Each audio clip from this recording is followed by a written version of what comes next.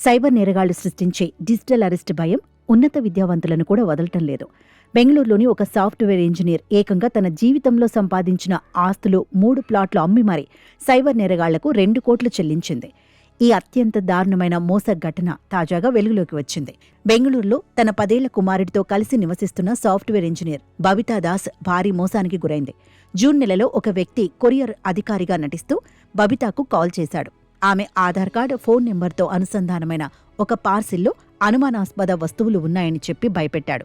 తర్వాత మరికొందరు వ్యక్తులు తమను తాము ముంబై పోలీసులమని పరిచయం చేసుకుని బబితాకు కాల్ చేశారు.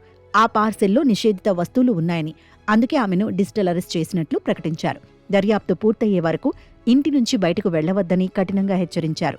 వారు సూచించిన ఒక మొబైల్ యాప్ను డౌన్లోడ్ చేయాలని, లేదంటే ఆమె కుమారుడు తీవ్ర పరిణామాలు ఎదుర్కోవాల్సి వస్తుందని భయభ్రాంతులకు గురిచేశారు.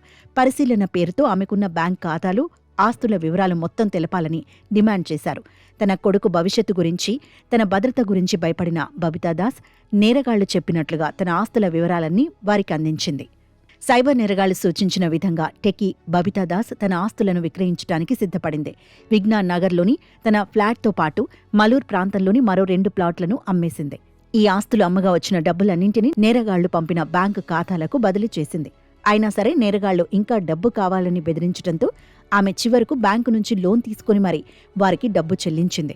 ఈ విధంగా ఆమె మొత్తం 2 కోట్లకు పైగా పోగొట్టుకుంది. తాజాగా మోసగాళ్లు బబితాకు కాల్ చేసి చెల్లించిన డబ్బును తిరిగి పొందటానికి దగ్గరలోని పోలీస్ స్టేషన్ను సంప్రదించండి అని చెప్పి కాల్ కట్ చేశారు. ఆ తర్వాత వారిని సంప్రదించడానికి ప్రయత్నించగా ఫోన్లో స్విచ్ ఆఫ్ వచ్చాయి.